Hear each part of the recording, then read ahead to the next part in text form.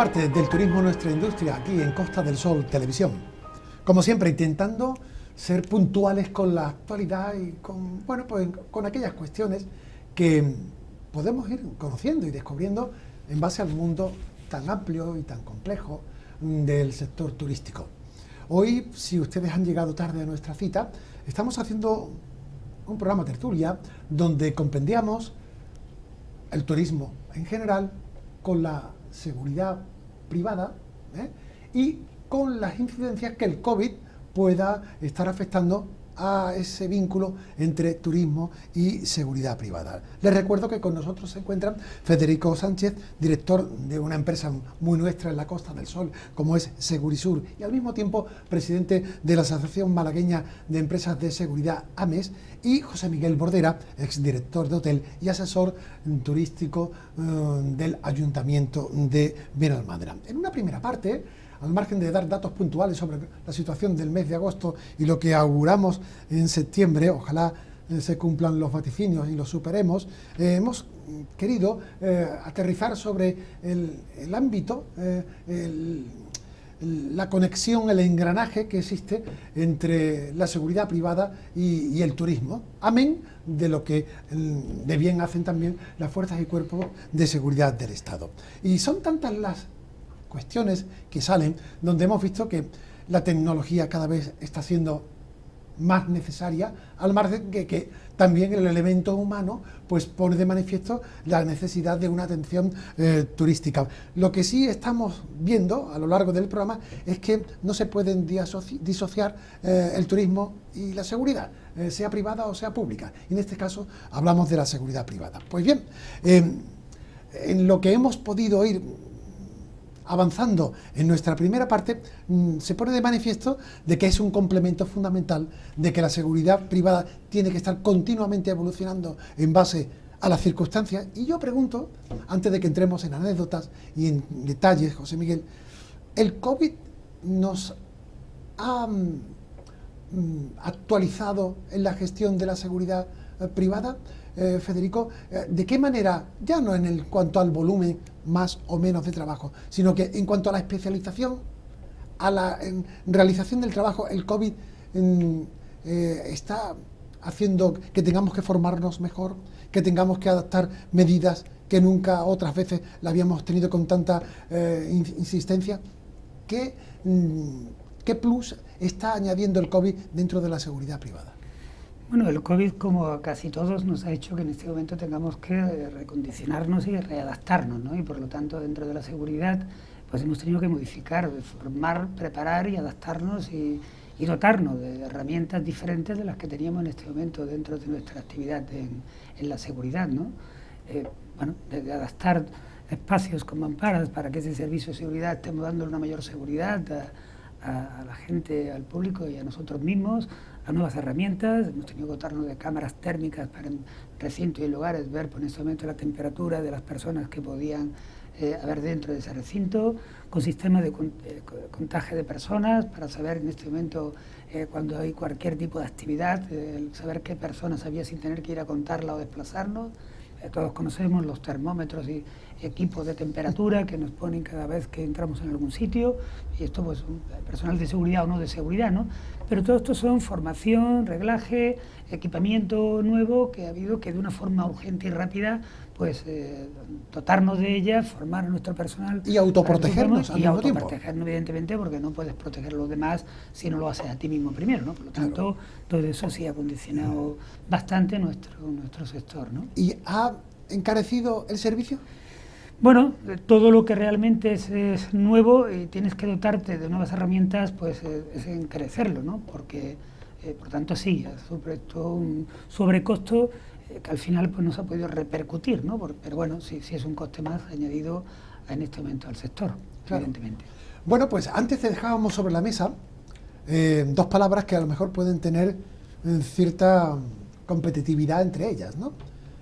Protección e intimidación.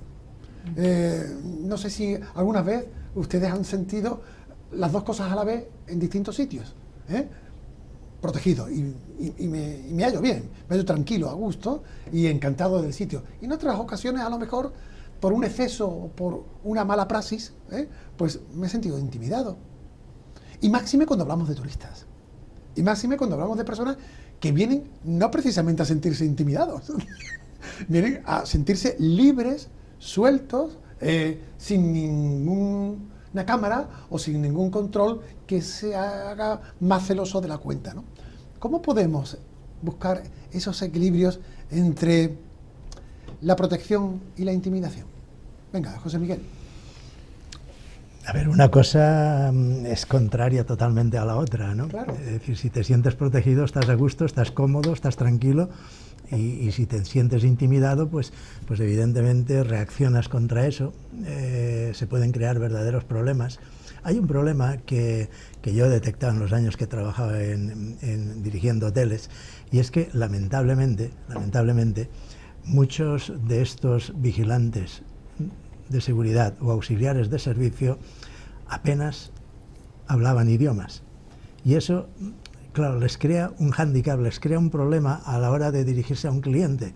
Y claro, si son incapaces de hacerse entender, al final, pues a lo mejor utilizan el sistema de los gestos o de las voces airadas, y el cliente entonces sí que se siente realmente incómodo, como diciendo, a ver, me están dando voces, me están chillando, tampoco es tanto lo que yo he hecho, pero es que además no entiendo a este señor. Y yo le hablo en inglés y él me contesta en español. Es que la comunicación también forma parte de la protección. Quiero decir que en el tema formativo que Federico pues ha hablado de todo lo que han tenido que hacer para actualizarse con el tema del dichoso COVID, pues evidentemente también, una vez que pase o incluso antes de que ya mismo, pues tendrían que dedicar tiempo al tema este de la comunicación verbal y gestual, es decir, a la hora de dirigirse a la gente. Hay una terminología que hay que utilizar. A mí sí, bueno, recuerdo que estuve no hace mucho en un espectáculo y teníamos que estar con la mascarilla puesta, pero hicieron 15 minutos de descanso y la gente se levantó para ir al bar o al servicio o lo que sea, y yo entendí en ese momento que se fueron vaciando las gradas, era al aire libre a todo eso, pero entendí en ese momento que a lo mejor me podía quitar la mascarilla. Pues rápidamente me vino un señor que no era vigilante ni auxiliar, era un señor, un chico joven además, y con una amabilidad extrema me dijo, señor, si no le importa, póngase usted la mascarilla. Y disculpe, claro que sí, pum, y me la puse enseguida. Y además dije, pero qué estupidez he hecho yo, ¿no? Pero quiero decir, es la forma de te lo decir, oiga usted, póngase ya la hemos liado. Y hay maneras. Esta es la cuestión, Sí. ¿Qué piensas al respecto? Sí, bueno, Federico? realmente buenos profesionales lo hay en todas las actividades, ¿no? Buenos, malos y regulares. Y por lo tanto hay quien ejerce bien su trabajo y quien no lo ejerce bien y quien tiene un mal día, ¿no? Ya. Y claro, lo que ocurre es que, bueno, dentro de nuestro sector eso no lo podemos permitir, porque al final nos debemos a un cliente y nos debemos a la valoración de nuestro servicio. Claro. Pero es cierto que es difícil controlarlo, ¿no? Es cierto que a veces nos encontramos, bueno, pues con situaciones en las cuales no es del agrado y que ha habido, bueno, puede haberlo. En ese momento que o la persona que está dando el servicio no está a la altura, o incluso la propia persona que se le da el servicio, pues tampoco, ¿no? Es decir, aquí hay situaciones que nos lo vamos a encontrar en todo momento, en todas partes, lo tenemos en la sanidad y los médicos curan a los enfermos y hay una persona que no lo entiende y bueno, entonces, pero yo creo que no es es lo que suena, es lo que resalta, es lo que realmente destaca, pero no es lo mayoritario. Las empresas nos cuidamos, y luego hay de todo, como en todo, por lo tanto no vamos a generalizar, pero nos cuidamos mucho de ese servicio, de esa amabilidad de nuestro personal, y filtramos y para eso cuidamos a nuestro personal, porque depende también de nosotros. Pero cuando yo me refería al tema de la intimidación, no lo hacía solo desde el punto de vista humano, del personal, sino la tecnología es la que a lo mejor nos puede provocar, lo digo entre comillas, esa intimidación. Drones en las playas, drones bueno, en cualquier instancia donde nos graban, nos vigilan, nos intimidan. Bueno, digo drones como cámaras, ¿eh? Vamos, si aplicamos la legislación podemos estar tranquilos. Lo que es cierto que como luego el mal uso, pues bueno, sí es cierto que entran dentro de lo que es nuestra intimidad, nuestra intimidad incluso en la zona privada, ¿no? Pero ¿Las empresas de seguridad ya trabajan con drones?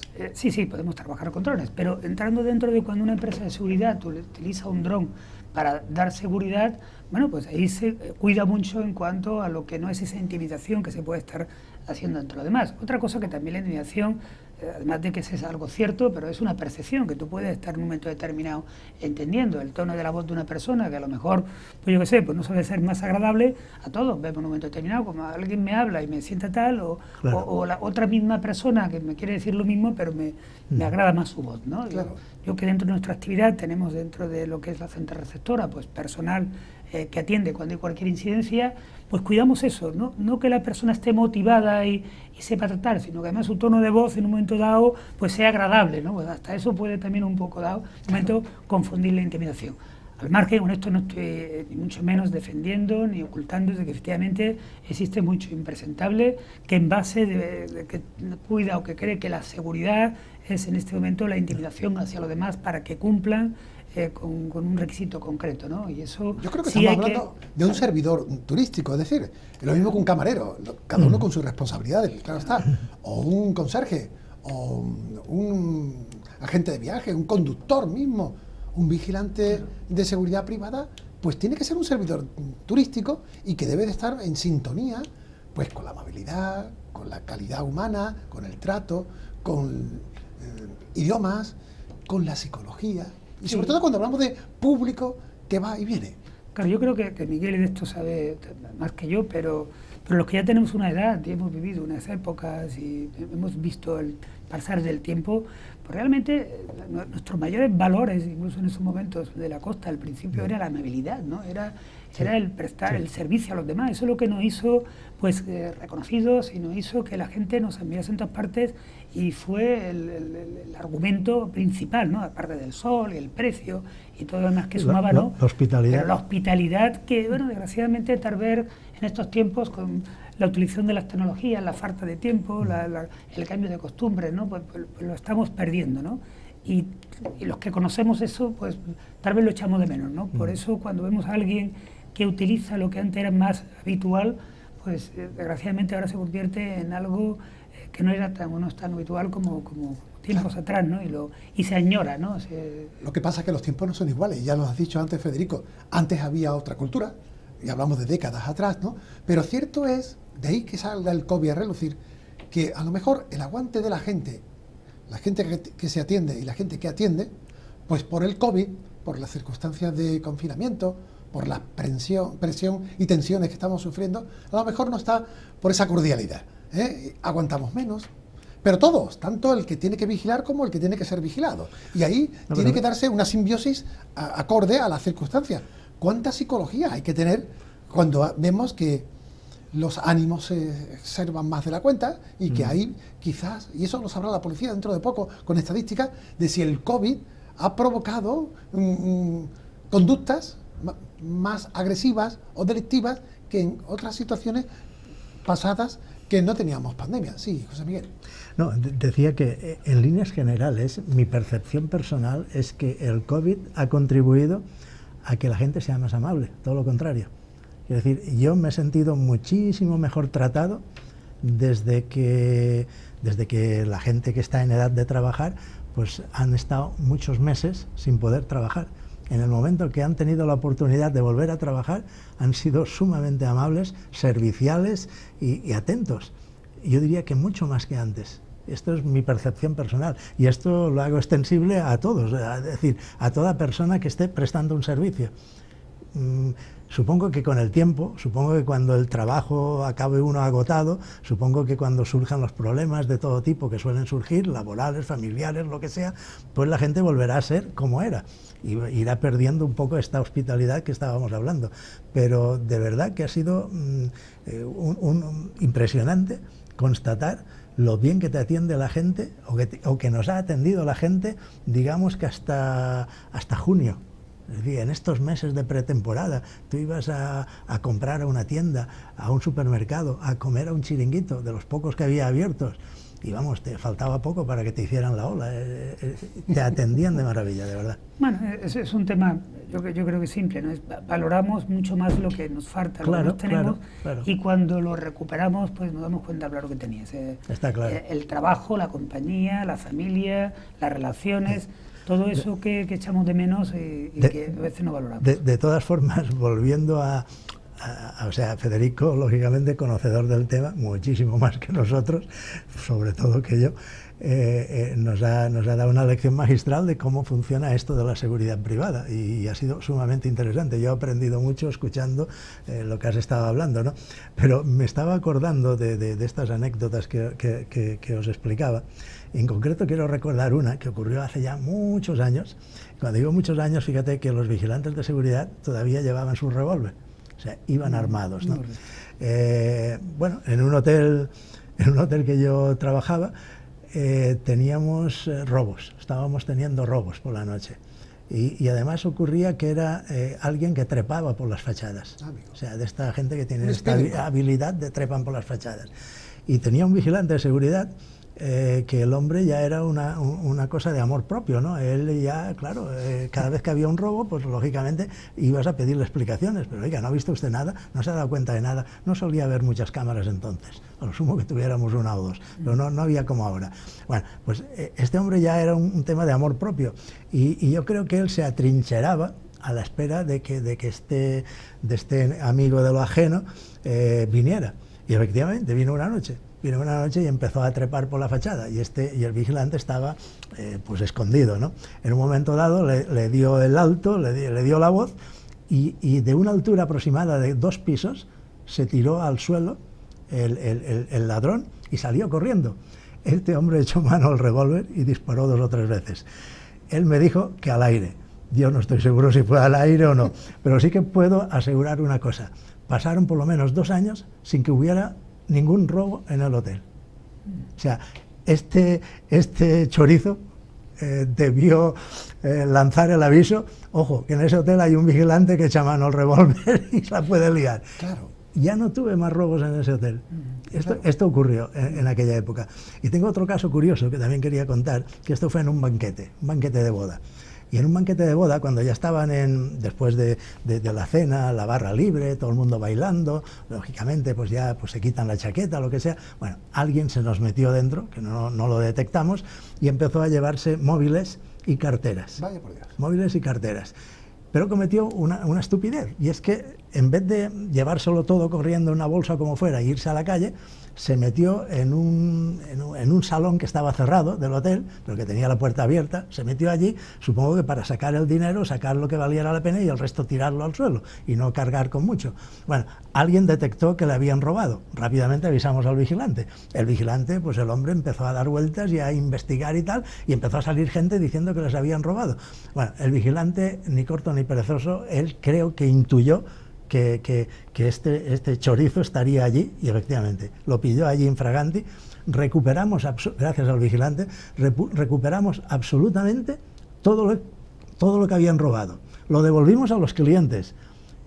Y la anécdota es que en vez de aplaudirnos y darnos las gracias, nos pusieron una denuncia por falta de seguridad. Amigo. Y yo tuve que ir a la comisaría a las 2 de la madrugada. Qué cosas. Increíble, ¿no? Claro.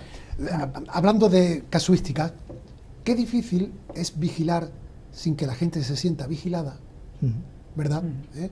Y cumplir con la labor de protección y al mismo tiempo, qué difícil por otra parte es que haya una eficiencia, que haya unos resultados acorde, pues bueno, pues a la cuestión empresarial. Me imagino que cuando contratáis con empresas, ya sean de restauración, de hoteles, de almacenaje, de particulares, de viviendas particulares, el cliente, el usuario de ellas, se siente a lo mejor invadido por cantidad de empresas de seguridad.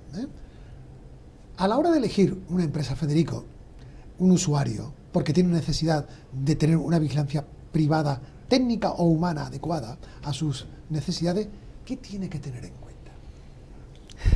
Bueno, pues no sé. Sobre todo ante tanta competencia. Es una pregunta que tiene fácil respuesta, pero bueno, voy a intentar de...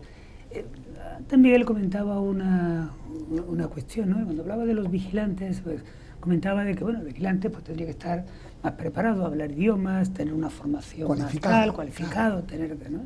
Y efectivamente tiene toda la razón, ¿no? El problema luego es que cuando te demandan un servicio de seguridad, hay un cierto número de clientes que realmente valoran y te piden un resultado, pero en una gran parte, no sé por qué, te pide un precio, te pide un presupuesto, ¿no?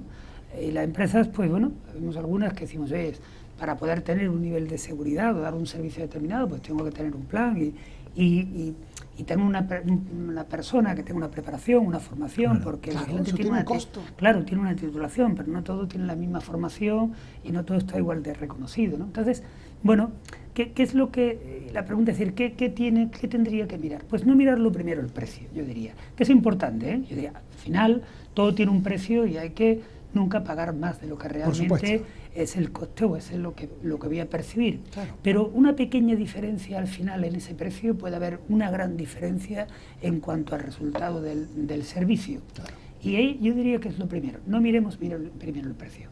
Miremos qué necesidad es la que tengo y confiemos en una empresa que tiene una experiencia, que tenga bagaje en cuanto tiempo dentro de nuestro sector y dejémonos aconsejar, porque realmente no todo cliente se deja aconsejar, sino simplemente, sin llegar siquiera a preguntar, solamente se basa en cuánto me cuesta y punto, y nada más, ¿no? Claro. Entonces ahí está el primer fallo. Es decir, yo creo que lo que se necesitaría es que la gente valore la seguridad no solamente como un precio, que también, pero no como lo principal. Y desgraciadamente en este mercado hoy día en que vivimos vamos más al precio, compro en el lugar que me es más barato sin darnos cuenta muchas veces las consecuencias que se me puede tener, claro. Compro el producto más barato sin analizar muchas veces para el final qué uso le voy a dar, ¿no? Y en esto igual, y cuando hablamos de seguridad, lo más importante es qué es lo que me van a dar a cambio de eso que estoy pagando. Claro. Porque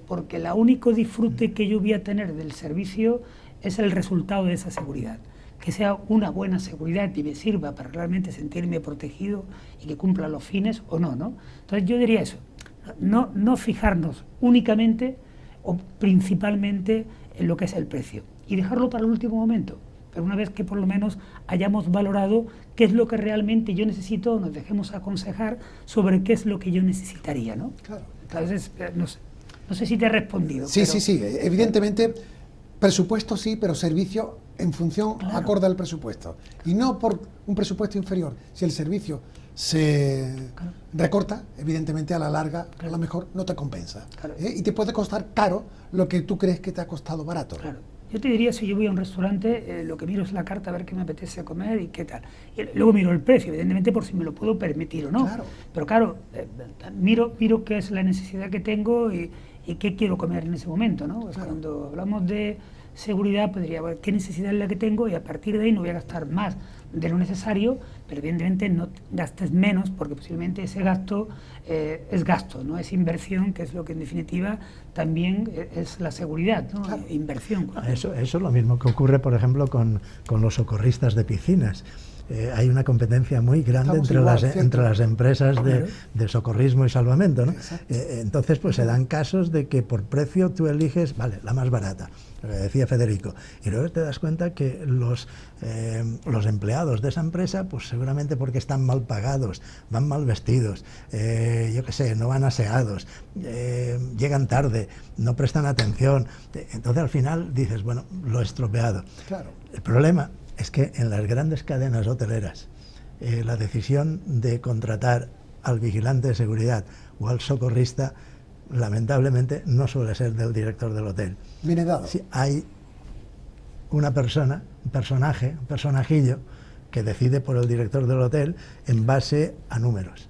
Y no decide en base a la eficacia o al conocimiento que el director tenga de que esta empresa es una empresa solvente y aquella no la conozco de nada, sino que deciden no desde el sitio, sino desde fuera, desde la central de esas empresas, deciden con qué compañía de seguridad vas a trabajar, con qué compañía de socorristas de piscina o con qué ascensoristas, por decir algo, ¿no? Claro, claro. Y esto es lo triste de que no puedan confiar en los directivos, que son los que están aquí y que son los que saben cuáles son sus necesidades. Pero ocurre. Y te pongo otro ejemplo.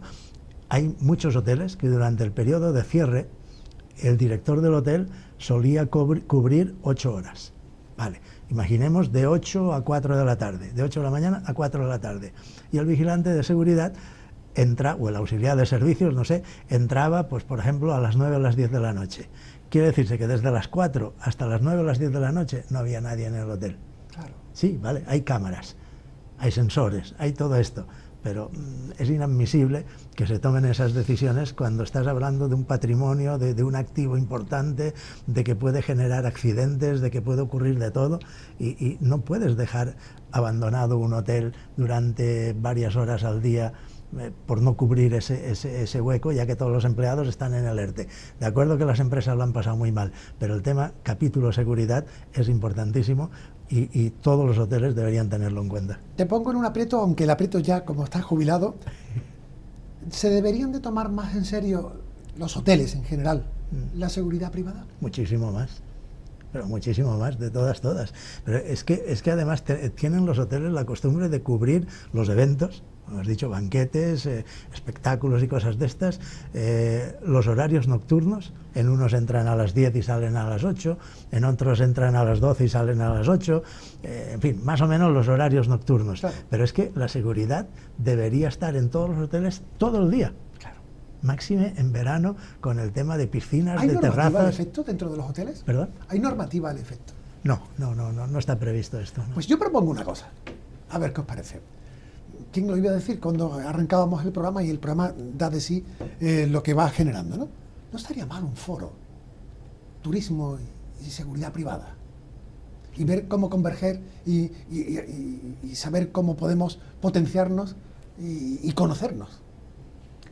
Bueno, sería muy interesante. Incluso se sorprendería muchos hoteleros incluso de cuánto se puede aportar en seguridad y cuánto se puede abaratar en precios. Claro. Y en efectividad, ¿no? Sí. O sea, yo, que en esto, y no es por barrer para casa, ¿no? Pero la seguridad bien aplicada, que no es lo que suele ocurrir generalmente, es una inversión muy rentable. Seguridad bien aplicada, ¿eh? Tenemos que tomar esos dos conceptos en cuenta. No simplemente seguridad como imagen, que es lo que muchas veces se aplica. Es decir, quiero a alguien aquí para dar la imagen de que en un momento determinado se cumple con una función. Y no se trata de eso, se trata de que sea efectiva. Pero bueno, a veces, como decía Miguel, los sectores están cambiando, el mundo de la empresa cambia, se está masificando, en ese momento quien manda está a la sombra, es decir, no está al frente. Bueno, en todo tipo de empresas, ¿no? Claro. Todos conocemos más los términos de fondos de inversión, empresa capital riesgo, y se ha perdido. Yo conozco casos hasta de empresas que, por ejemplo, han decidido comprar, pongamos, 10 cámaras auténticas, normales, con todos los revisiones y todas las cosas, pero han comprado otras 10 que no sirven para nada, solo son decorativas. Son decorativas, es el tema de imagen que tú hablabas, es decir, yo pongo ahí una cámara que no sirve para nada porque es de plástico además, pero da el pego y que la gente piense que ahí hay una cámara y así conseguiremos que... Es una estupidez y es una forma de perder tiempo. Es persuadir de una manera ineficiente. Es ridículo, vamos. El tiempo se nos agota, pero el tema da mucho más de sí y como hemos comentado al principio del programa, esto no ha sido más que un ensayo, Federico, para en un próximo programa, septiembre, en función de lo que dé de sí septiembre, pues hacer un monográfico sobre la seguridad privada en el ámbito del turismo y en el ámbito de la Costa del Sol, porque creemos que hay que ponerla en valor, hay que darle la importancia que se merece, no solamente de cara al turismo, sino de cara a la vida en general, empresarial, y creemos que desde este espacio podemos poner la lupa para conocer este sector tan importante. Con lo cual, Federico Sánchez, así como José Miguel Bordera, gracias por estar en el programa de hoy, por enseñarnos a cómo convergen el turismo y la seguridad privada, y a ustedes también por su fidelidad y que este mes de agosto pues se cumpla con todos los ánimos y con todas las expectativas que tenemos en mente. Federico, José Miguel, gracias y hasta una próxima ocasión. Así sea. A ustedes también, buenas noches, hasta la semana que viene.